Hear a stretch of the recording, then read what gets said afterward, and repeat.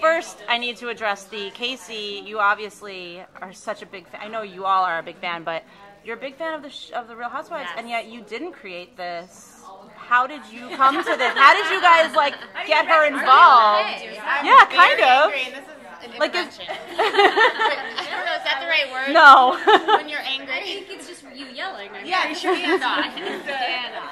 I mean, how did you guys kind of come together in that sense of you guys did it first, and then it seems like brought Casey in? Well, Kate, we're all very good friends. Yeah. Are we?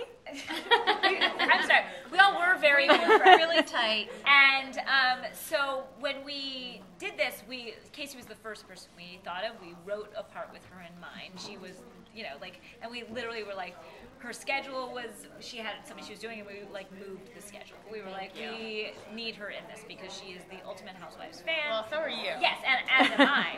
And Dannah has come aboard the Housewives I'm train. on board. Oh, interesting. Like Okay. Or do you like it? Put me on the spot. I'm sorry. I mean, yes. I was going to ask. I was going to actually ask you which is your favorite Housewives. The way you're squinting doesn't look like a Okay. You probably have to watch a lot to write it. Are you I will suffering? again. Are I you will suffering? again. I took a break. I'm not gonna lie. I did continue to watch Jersey after we shot. Interesting. And then I took a break. But yeah, mostly Beverly Hills was my thing before we got this. And then I was like, oh, okay. And then I watched all of them for a while to really kind of brush up and get it. And I'm still studying. Yeah. Well, she keeps pace. Yeah, you have to keep up with it. But or yeah, lose it. we're super fans in the sense that we text each other when one of them does something sad or weird or crazy, or just to say she's not doing much these Or days. just what are you feeling about character. Or I'll see one of them at Trader Joe's and feel the need to let you guys know. There's a lot. Yeah. We have a lot that can just be said and keep being said over and over. No, I mean, when you were creating this, were there reasons you drew from certain ones more than others, whether it be seasons or individual people? I think we were looking for the big The pop, the personalities that pop Yeah. the most, the ones that, the reason they pop on the show is because they're funny or interesting or crazy. So I think we gravitated to those personalities. And a lot of times we would combine, so we got, a lot of something. Yeah, there's some Gretchen in your character. Yeah. There's also some Kim. Some Tamara, some Kenya Moore. Yeah, right? Yeah. I think you're exactly right. And then it would be so great because we would draw, of course, from these real life inspirations, but then we would give it to the funniest people we know, and they would take it and make it something that was all its own. That yes, it might have been born out of those characters, but then they created these original. Casey's walk for Tawny was something that I couldn't have imagined. I couldn't have come up with that. Well, I think it's just so funny that you guys did kind of, it almost seems like each girl could be a city. Right. If it was a best of and one person from each city got together, which to me would be a dream. We're not doing that, Bravo. They will now. Yeah. I mean, they had to do it. Right. Where were you guys?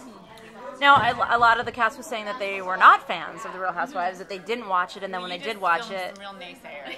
I know! And so I was going to ask, Casey, did you do anything to get them more on board? What is it like on set being there with non-fans? It's very difficult on set being with non-fans. I think the material speaks for itself. Yeah. I don't need to push it down anyone's throat. Okay. No, I won't. Yeah. You either get it or you don't. If you don't, you're out. Yes, you don't. I don't have time for you.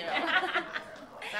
It's true. It's like if you don't like a fine wine, if you want your boons, Yeah. you drink your boons, your Game of Thrones. I'm sorry if you don't like a Four Seasons and you want to stay at an Econo Lodge. I can't help you. I can't do Nothing for you. Yeah. Did you guys find that that you had to go purposely over the top in certain areas because there is so much humor in The Real Housewives, or did you feel like, hey, we could just pull any storyline and we don't have to do as much work as we thought we did? I think both of those things are true. I agree. Because a lot of times we would write something and think that it was crazy, and then it would happen on the show, but we were like, oh. And then sometimes we were like, something that made it in? Yeah, we had a dog funeral, which we Right. thought was like, Right. And then they actually did a dog funeral. And We sort of felt like the Nostradamus of reality television, like we predicted it, and then it happened. But we would take something and just You can always take go it an bigger. extra You step. can always go badder. There's no too big, and so I Instead felt of like stripper lessons, they have prostitution lessons. Right. So there was always room to grow. And they did, which I thought was so funny, they would take ideas of in Beverly Hills, they had this crazy psychic that came on and predicted everyone dying, and they got in a big fight with her, and then these girls made it that everyone gets in a fight with a ghost. And then think that the ghost is stepping in them. Nice. And so, there's always some place you can take it. Yeah. Casey, I talked to a little bit with the other women about the relationships on the show, and can you kind of just tease who? I mean, you mentioned who you draw from on the Real Housewives, but if you're drawing from any other inspirations, comedy or your own life, and then the relationship with your on-screen husband. Yes.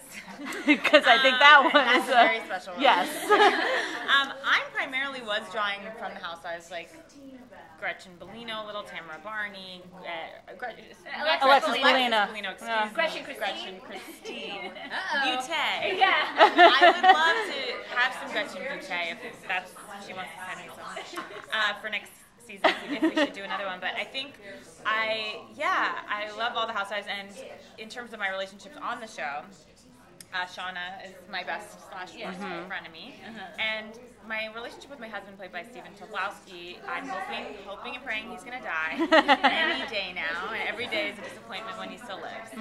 But unfortunately, I do have a trainer, Heath, and he's played by Joey McIntyre, and we have a very special relationship and a very sexual one. But my husband, Part of your training, though. It's physical training. Right. I mean, you read a workout that way, so it's all fine.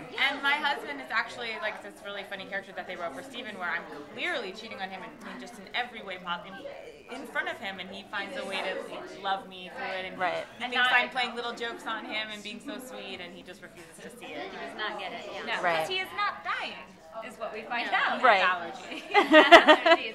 But you hope and pray That it takes a turn for the worse. Now, you mentioned a little bit of the relationship between you guys on screen. There's a big, calm down moment. I think that seems to be like it's your catchphrase. Where did that come from? How does that manifest itself throughout the season? Well, I think it came from a place where It's based on reality. Well, those specific, like... there's like these small moments. Like, you just freak out if someone's like, she rolled her eyes at me. Like, who cares? Yeah. But so to take something so small and be so offended by it became sort of a theme that we were going to. Just seemed like we had to. Yeah. See on which one is it? OC last week. Yes. One woman, like, very sweetly, I thought very nicely, actually sort of asked another woman to leave her home because she was screaming at her with the kids. She was like, I think you should go. And later she was like, she asked me to leave her house. I have never been asked to leave someone's home. And that's going to be a season. That is so amazing. Right. It's one moment that, and that's what we loved, because something big happens in episode 1, and we just keep replaying it over and over in slow-mo, black and white, just to really feel that stuff. Yeah. There's not a lot of material they generate, so you No, have you to just cut really it have and to edit milk it. it. Yeah. No, and when they're like using things that were not even moments, like where someone's like staring off. Yeah. And they've got like a voiceover that they've clearly crammed in, like, she should not have told me that. Now, you guys are doing a reunion episode. Can you talk a little bit about the difference in crafting a reunion episode versus... It was pretty different, actually. It was. I mean, it was because we're all in the same room and you're not really cutting away. So you're doing everything and did that whole episode in like 2 takes.